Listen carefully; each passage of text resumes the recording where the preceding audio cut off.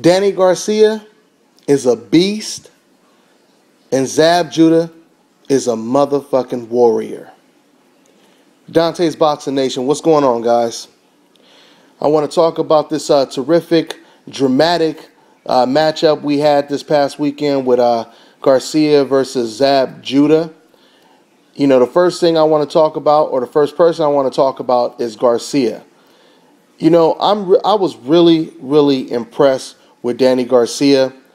You know, a lot of people, you know, started to stereotype Garcia as just this big hooker, you know, just throwing nothing but hooks and stuff like that. But I always knew that he had a lot more substance than just hooks. You know, I told you guys a long time ago, and you know, let it be known for the record, I did predict that Garcia would win this fight.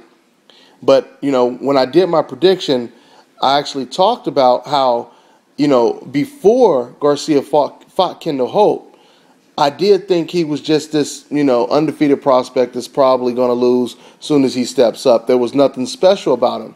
When I seen what he did to Kendall Holt, that's when I said, oh, this dude is special.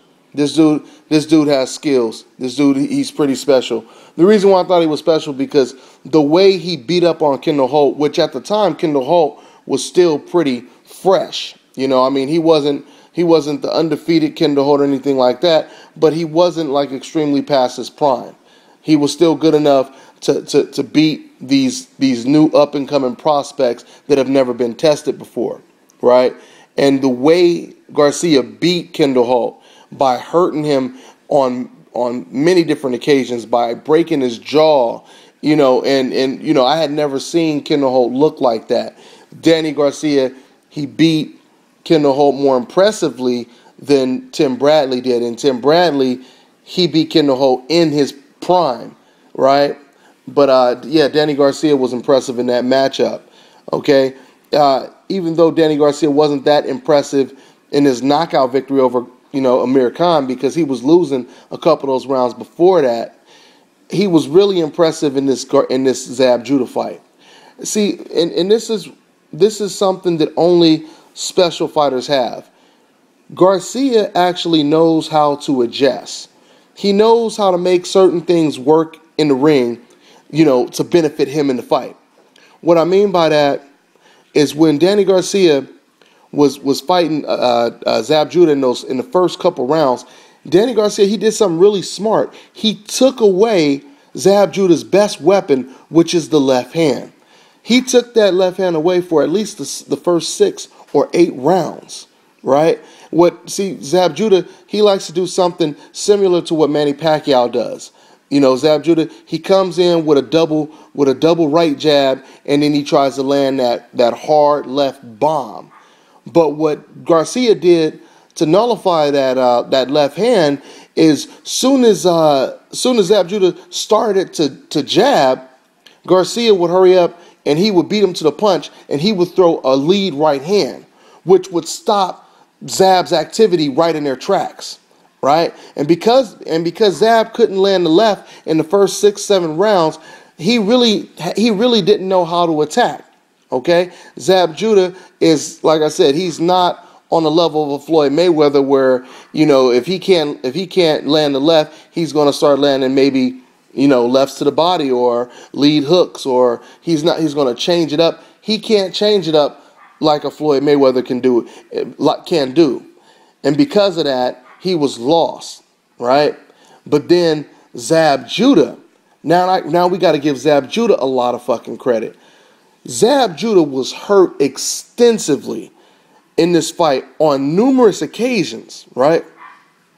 And the way he was hurt against the type of opponent with the power that Garcia has, for Zab-Judah to survive and actually come back and hurt Garcia, which I don't recall Garcia ever being hurt before, but for Zab to come back and hurt Garcia and sweep the last 3 rounds was highly, highly impressive. Okay? Zab-Judah may never live up to his potential that he should have, but the man has heart, and Zab-Judah is always going to be a great roadblock for up-and-coming prospects coming up. Okay? It's funny because when I look at Zab-Judah, you think of the fact that Zab-Judah came up in the Olympics on the same 96 Olympic team that Floyd Mayweather was on. I almost look at, because both of them, their styles are very similar. They are like a mirror image of each other. The only difference is Zab is a southpaw, and he's not as gifted, and he's more of the villain. I look at Floyd Mayweather and Zab-Judah as like Spider-Man and Venom, right? Floyd Mayweather, he's the best in the world. He's the most recognized, the biggest athlete in all sports. He's loved, hated at the same time, just like, hey, Spider-Man was, right? Loved and hated. And then you got Venom, which is, somewhat of a shadow of Spider-Man, but the villain side of Spider-Man. Not as talented as Spider-Man. Always gets his ass whooped by Spider-Man, right? So, that's the way I see them. But overall, yeah, man, Danny Garcia is a beast, man. I was really impressed with Danny Garcia. I think he's going to be extremely hard to beat. I'm liking this little tournament that they're supposed to be having. With Peterson, the winner of Peterson, Matisse, going up against Danny Garcia, right? I found it really interesting that Danny Garcia, I love when they ask the fighters who you think will win a certain fight. And if you guys recall in a post-fight interview, Danny Garcia, he actually said that he believed that Peterson would beat Matisse. I'm gonna talk about that fight. Probably I'll try to make a video this early in the week coming up. But for now, yeah, man, I was really impressed with Danny Garcia. Really, really impressed with Danny Garcia. And I look forward to seeing more fights, him fighting, better competition. It's going to be really interesting because the thing with Danny Garcia, he has the intelligence. He's not just in there. A lot of people thought he was just a brawler, just throwing hooks. But Danny Garcia, he has a lot of intelligence, and he has a lot of power to go with the intelligence. So, that is a dangerous combination, So we'll see what happens, guys. I'm going to talk more about this in the future. That's all I got to say right now, and I'm on to the next one, guys.